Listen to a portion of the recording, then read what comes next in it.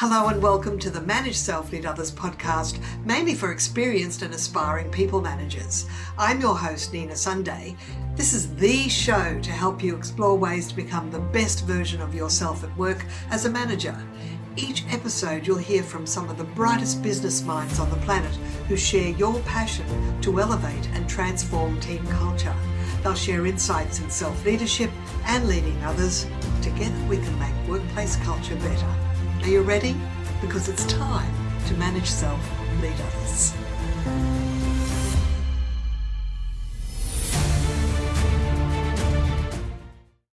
Thanks for tuning into this episode of the Manage Self Lead Others podcast. My name is Nina Sunday, I'm your host, and today we have an expert in change, and his name is John Prentice. He's founding partner of Change Enablement and Director of Business Development and Client Success. Change Enablement provides enterprise change capability solutions. They enable and equip individuals, teams and organisations with world's best methodology and world-class change tools to support people leaders and business projects deliver their desired outcomes. With offices in Australia and Hong Kong able to deliver to Asia and the Pacific, please welcome my guest, John Prentice. Welcome, John. Thank you, Nina. And we have a long association talking about change. I've attended your certification in ProSci, and that enlightened me to human-centered change and understanding that a change initiative is not just the realm of a project manager. You need a change manager that looks at the human side of things. That was the biggest takeaway and the biggest epiphany for me is I thought change management was about, understanding a little bit about the people, but what your approach to change is that it's unless the people are on board, your change initiative might fall over. Is that right? Well, I think when you look at it and when you step back from any project that you're doing, if there's a people dependency on the execution and the adoption of it, then if it's not, you're not for the negative purposes of risk, but to ensure that the business benefits are achieved the way that they were intended. If you're not putting that as part of your risk matrix and your risk considerations, then you can well and truly be blindsided by the reaction that people will have to whatever this great solution is, particularly if they're not being brought along on their journey. So I think the bit around that is if projects, not all projects deliver what they intended to do. And a lot of that's got to do with that the people were the last to find out that the project was even supposed to do that. So then the buy-in's not congruent to the delivery of on time and on budget. Now, I picked up on the phrase risk matrix. Can you perhaps explain what that is?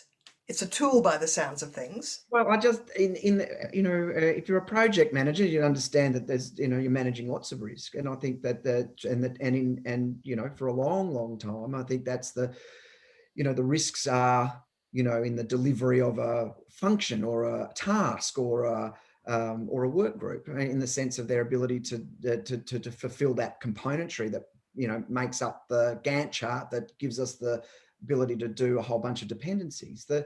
I think in terms of when we look at the addition to complement all of those principles that are used on a day-to-day basis is not to miss, should I say, that there are some other ones that need to be considered, and that is, are people likely to adopt what we're doing? And one of the things I understand that your organisation does, Change Enablement, is that it's in the word, in the title. You enable or you create change enablers within an organisation, within an enterprise. If they're doing an enterprise-wide restructure, reorganisation, and certainly these days of COVID, it's all about pivoting quickly and smartly. That's right, Nina. And I think perhaps if we're just while we've been just talking about one instance of how we and the experience that you've had, I think the matrix that we build is really around building a capability framework within an organisation So top to bottom, executive, leader, project, personnel, frontline.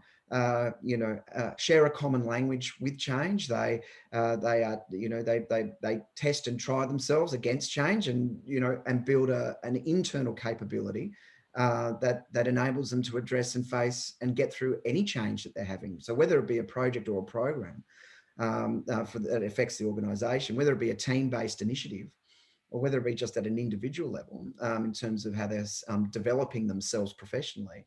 We build frameworks that support the maturity of change itself within an organisation. So when you start to work with an organisation, what are some of the big mistakes you've seen that you've actually come in to repair? I'm thinking along the lines of it could either be senior leaders or mid-level managers, but they're spending all their time on the actual process of change, what they're changing, and they're not having similar meetings with the person in charge of how do we bring the people along, how do we inform them, how do we excite them or make them responsive to the steps along the way. Is that the sort of thing that is missing sometimes when you get started with organisations? Well, usually there's been some sort of incident where a major system that they've had hasn't been implemented correctly, and they didn't realise any benefit. They've actually still got the old system because it's too politically charged to actually go back into the old way. Sometimes it's just coming through internal employee engagement, where the scores around we manage change well in our organisation are really flagging up that we don't manage it well. So I guess that can come in different forms. Perhaps the key thing here is that change isn't just about training and communications, and therefore it then becomes it's a little bit deeper than that. And I guess where we help organisations is at different levels. I think we help sponsors understand their role, and what they need to do, and how they communicate change, and to whom they're communicating it to, so it gets heard. To people managers, it's not about it's a competency that people managers need to be able to lead not just themselves through change, but their people as well too. And I guess into that's not necessarily a function that's written in most people's job descriptions. And here's the interesting thing. We're now the second year into COVID, and I think we thought a year ago that perhaps, this is the year of disruption and then it'll settle down. And we're discovering that the disruption is still here and it's still coming. Looks like it's not going to go away. We all have to become change enablers, isn't that right? I think so. I think for us, our time has arrived in an environment which is fluid and uncomfortable, and you don't. And I think where we were not so long ago, we could get comfortable with what we were doing in the business environment and in life in general. But if we're just focusing on business, it's changing it's changing by the day. It's changing by the hour, and it's changing by the minute. So the ability to be flexible and adaptable and being able to change like that quickly to the situation is in itself, for those that get it right, or even can just do it a little bit, a strategic and competitive advantage that they can seize upon opportunity that arises right here and right now. And the ability to be able to make that switch and do that in a disciplined way ensures that ensures you don't miss out on opportunity whilst others are still scrambling to try and figure out what it is that they're trying to do. Exactly. Now, I'm thinking about mindset now. It could be that some individual contributors, managers, senior leaders express this frustration with, oh, not another change. Oh, when's it going to stop? Should we be cultivating a mindset where you go, oh, yet another change? Let's be agile. Let's be flexible. Like, just take it on board as, yep, this is part of the role now, and we just have to roll with it. Is that an attribute that we need to cultivate? I think high performing teams have a distinct radar for picking up that things have changed. The speed within which they then shift and the process by which they follow to be able to make the tweak or adjustment, so that they can accommodate that change successfully, yeah, is really the speed. It's changing. It's change has always been with us. That's what everybody knows. And when you look back over your shoulder, you go, phew. But look forward. If you look forward, it's changing all the time, and it's faster now than it's ever been before. It's more technologically led than ever before. It's more global in its impact than it's ever been before.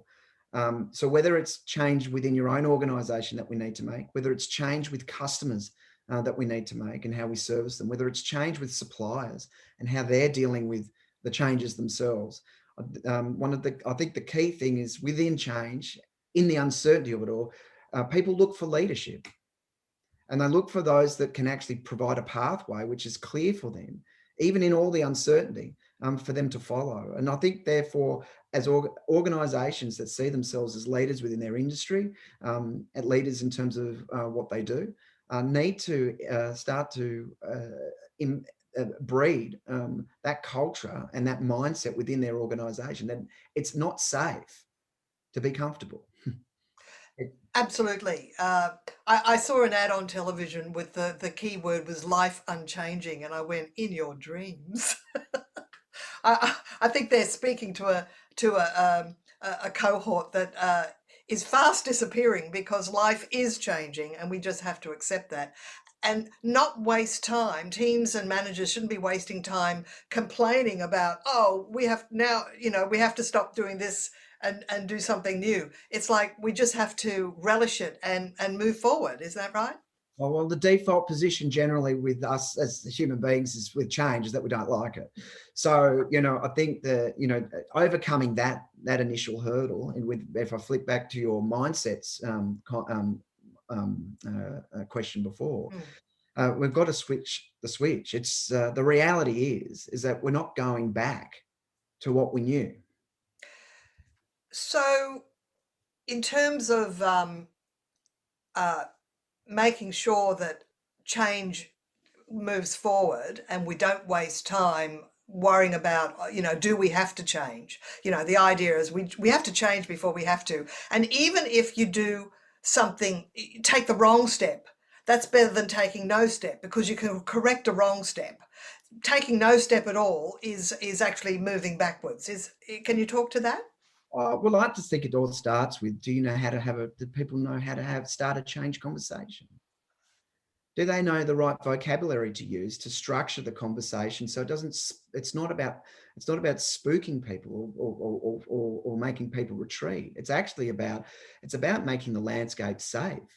We talk about future state for the purposes of being able to paint a picture so people know where we're going. And if you choose the wrong vocabulary, you can easily send people off on the wrong emotional pathway, just because we didn't know the right words to use at the right time. I think the other thing about change is benefits. Everyone thinks we just need to change. We change all the time. But the real key here is the only reason we're going to change is because we are seeking benefits. Benefits at work, benefits at home, benefits personally. If we keep it in the work context, it's the business benefits. The implication of not changing is we miss the benefits that enable our survival, our growth, our domination, our ability to thrive. Exactly. You want to move beyond survival to thriving. Correct. And I think as a discipline, not as an act, as a discipline, the more you practice it, the easier it becomes. The easier it becomes, the more the ability for people in your organization at individual level and throughout your business to be able to go, I can hear change. I actually know what to do. I can follow some simple steps in a process that enable me to move from my current state to a future state. I may need some help, but I can articulate and request that much more clearly than just in not knowing and in the scramble with people just running around like chickens with their heads chopped off and acting slightly irrationally, and all that emotional energy that's going in the wrong direction, being put to the wrong thing. Yeah, I'm hearing really good vocabulary like future state, and that seems to be something that a people manager can start referring to. We're in a current state, we want to move to a future state. Is it common for senior leaders and managers to just issue orders about what to do instead of taking the extra time to give it the context of why we need that change, what the overall arching benefit is likely to be, and these are the steps we need to take to get there? Do you find that they're missing a few of those pieces when they are communicating to all the individual contributors?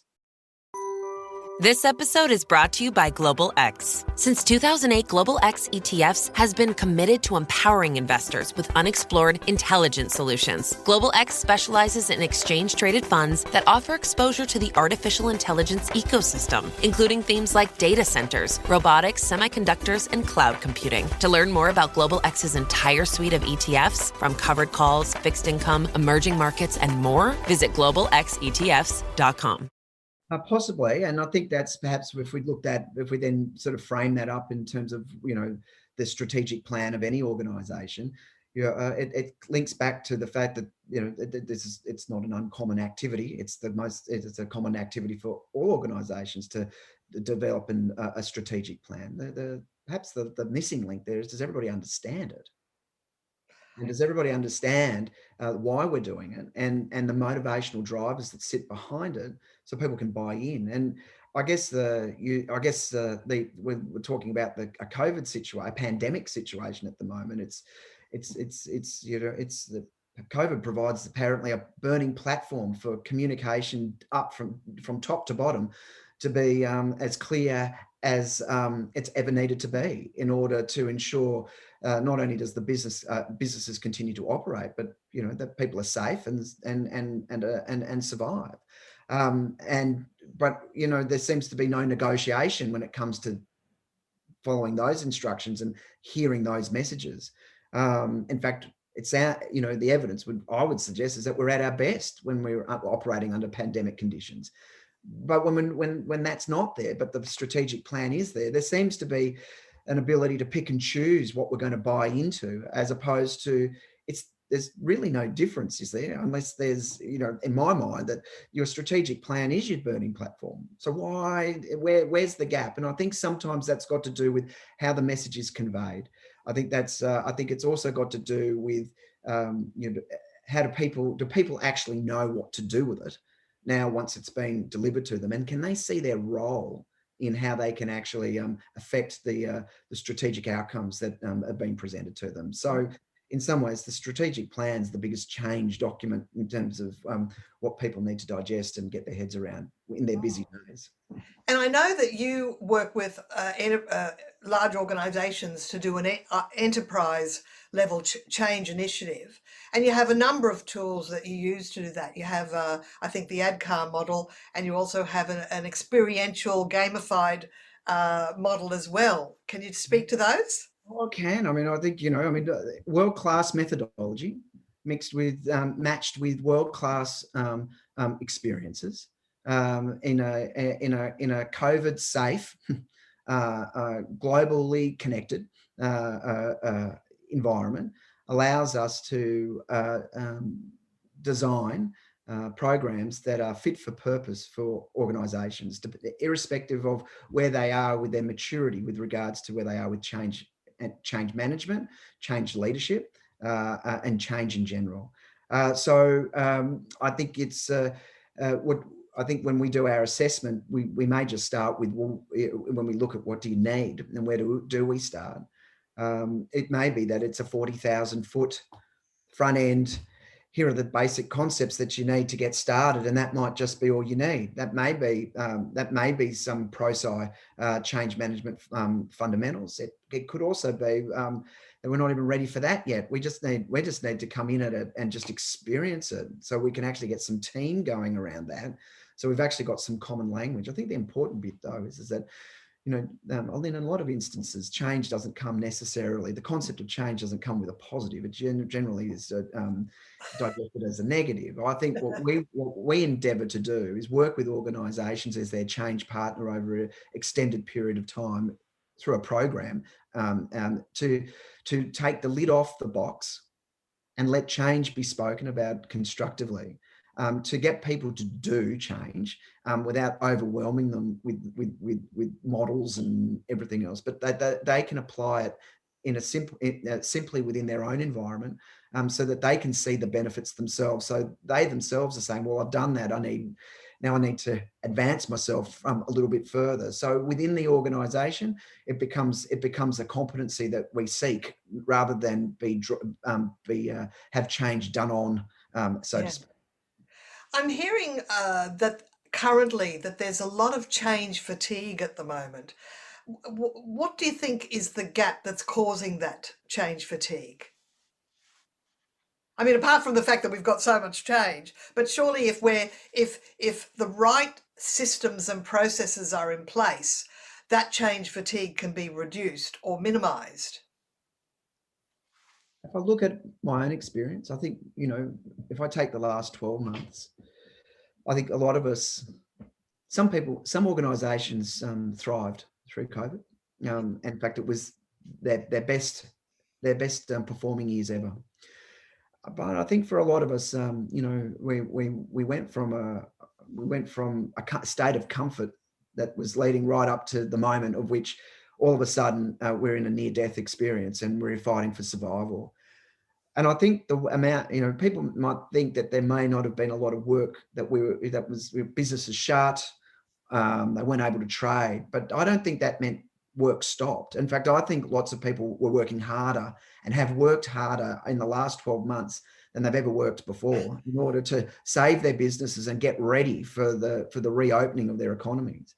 So when that happens and you drop a lot of, and for many countries, there's a lot of fiscal, not all, but in many Western countries, there's been a lot of fiscal stimulus that's been dropped into economies. The flip side of that is there's been an upside in terms of engagement, whatever you're doing, and therefore we haven't stopped working harder. We're working even harder now than we were even when thought we were working hard last year. So I think I think when it comes to fatigue, I think you're right. I think there's an element that, it looks relentless, yeah. But but I'd probably just shape that up again a little bit. It was relentless before we had COVID, and it's just relentless now. So it's never not been tough. I think what's different here is that if you've got some process or you've got some framework around you that you can lean on, that helps you get through and manage the change that's going around you, so you've got some sort of control, even if you just do a little bit. The research that we would says that even if you just do a tiny amount, you're 3 times more likely to get the positive outcome that you're trying to achieve than without it. So if you're struggling because you're making it up as you go, then I would suggest right here and right now, stop making it up and start investing in yourself in a slightly selfish way, so you can actually have the benefits of wisdom and knowledge in terms of how you can manage change more effectively for yourself, and as a ripple effect of that, others that are around you. Now, it seems to me that one way to self-empower is to read a good book. Is there a text that you think that every people manager should be reading that will help them deal with change or get in the right mindset? Well, if I look at if I was to go to my library right behind me right now, for no other reason, and that's then I would suggest that every leader needs to have ADKAR in their bookshelf. Which author is that? And so I think Jeffrey Hyatt, and that's from ProSci. You can get that from any online bookshop. You can, it's reasonable, and it's one of those ones that if you it doesn't matter what page you open it up, yeah, it's got the answer that you were thinking about, you needed in your head. That's interesting. Use it like an oracle. I have this question. Open up to a page. In no uncertain terms. Yeah, it's just one of those. It's just one of those books that should be in your toolkit. Yeah, it's in my shelf. Yeah. And of course, with your offices in Hong Kong and as well as Australia, you're servicing all of Asia Pacific and with both face-to-face and online training.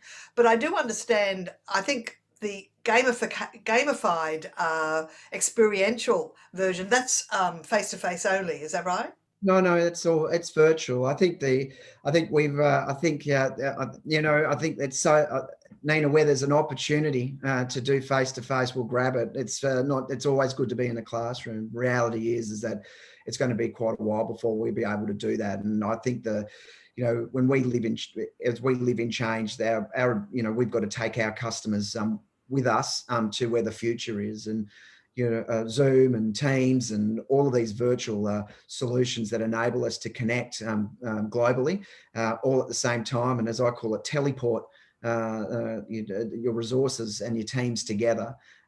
These are all of our products and services in terms of solutions are all designed for virtual delivery. And I'd even go as far as to say, I think in some cases now the complexity behind what makes some of these tools work, make it better than a face-to-face experience in the virtual world. So I think we're fast moving into that as a driver for delivery in our future state. Absolutely. So you've got your experiential change initiative that can be online, and we're moving from our online training courses to moving them into 30-day challenges, 5 minutes a day for 30 days, and there's a lot of fun involved, prizes, leaderboard, points, and it really gets people in. And anybody with a little bit of a competitive streak, they're streaking up the leaderboard to get the most points. It's just becoming the way of the future for training, both online and face-to-face, is have this more gamified approach. And I know that that's something that you do. Yeah, and I think what that does with us in terms of, it doesn't have to just be about, change. It can be just about stimulating and engaging your team who are now remote and you're not together, in collaborating to do something that they haven't done before, or give them a challenge. And as an outcome of that challenge, there's some additional takeaways, which is more sort of like, oh, I know how to do this and I know how to do that now, and I didn't know how to do that before. So again, I think, the world's change can be served in many different forms and varieties. But again, it's I think part of our purpose for existing is to demyth change from being a negative, and actually flipping it and actually bringing people into it as a positive, and then they leave as a positive, and they can see quite clearly what they can do to affect the change around them to get better outcomes. That sounds like such a worthy goal, John, is to flip change as being a negative to a positive, and demything all of that. That's been great. Just before we finish, can you tell me a little bit about how your journey towards becoming a change practitioner, what got you on that road? Because you're a specialist in that area. Well, In a couple of minutes. I mean, I was way back. I mean, when I finished, when I exited university, I had two job interviews. I could go that straight after uni. One was with a stockbroking firm. The other was with a .com firm. Right. And the advice I got when I had when I had to make a choice was, you can always do stockbroking later. So I think I jumped into change, and I didn't know what I was doing when I did .com. And I think there might have been, well, at the time, I think people thought I was a little bit crazy. But it was an amazing environment in terms of startup at that stage, and fluid, and you needed to be flexible and adaptable. You needed to like people, because people were changing around you as well too. And what was happening today was not what was happening tomorrow, was going to happen tomorrow. Fast forward a little bit there, I ended up, moving into a role inside a telecommunications organisation, where change was what we were about. You never rested on your laurels, and again, I guess we called things projects there when we were actually doing change. That just wasn't called change then. And to that, what fell out of that was more of time spent working with teams, aligning their behaviour to ensure that it was congruent to strategic outcomes. And that's what it's all about, isn't it? It is, and I think, but I guess the bit that I miss, but the bit that really sort of followed me through on the practitioner was that I needed a model that was robust enough to support not just myself but my clients through change as well too, and a process that was repeatable, easy to use, research based, holistic, and so I started my practitioner journey from there. And I guess what's happened on that is, that's evolved into change enablement. And my practitionership I don't get as much time in the classroom as I used to. It's more that I've had to change again to help grow my business, and the evolution of what I do, of what I'm doing in our organisation is rapidly changing. We've got seven or eight facilitators now that are deployed across Asia. Our business is starting to mature and look like a business. It's and we're 5 years on this change enablement journey. But I think even how we present in the marketplace in terms of it's the array of solutions that we can bring to an organisation that's fit for purpose. That gives us a dynamic mix that enables us to engage the people in your organisation to connect. With minds and hearts front and center to why this is an important competency that all employees should have in any organisation. Thank you, John. Any conversation with you about change is an elevated one. I've had the pleasure of many conversations with you over the years, and I've thoroughly enjoyed today's. Thank you for your time today, John.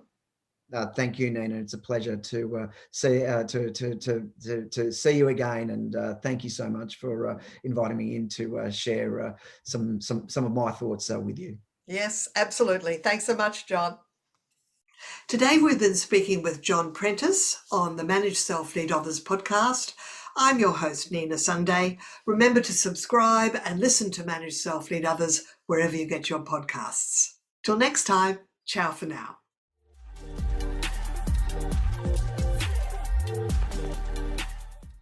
This podcast is a part of the C-Suite Radio Network. For more top business podcasts, visit c-suiteradio.com.